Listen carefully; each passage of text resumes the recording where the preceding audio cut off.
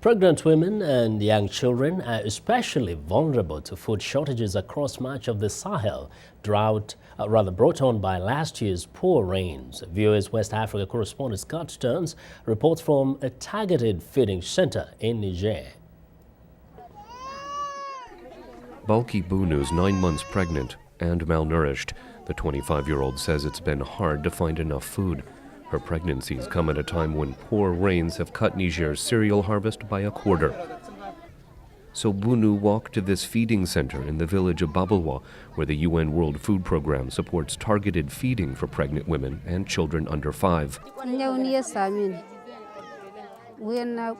With pregnancy comes sickness. I am tired. I have no appetite. When I do feel like eating, it is hard to find food in my village of Zangodachi. Mothers and expectant mothers at this center also receive anti-malarial drugs. Dr. Hima Nomau says Bunu is anemic. We give them a treatment of anti-parasite medicine and iron to combat anemia.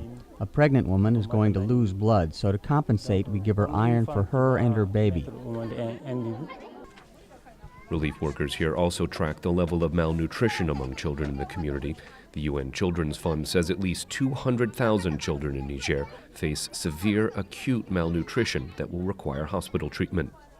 Mothers receive an enriched blend of corn and soybeans for each of their children under 5. The World Food Program last month doubled its estimate of the number of families in Niger who need food assistance. WFP is now targeting more than 1.5 million people for a general food distribution and as many as 500,000 children under the age of 6 for specialized therapeutic feeding. Malnutrition here has been on a steady rise since March, so these supplemental feeding centers will continue at least through the hoped-for heavy rains in August. Scott Stearns, VOA News, Babelwa, Niger.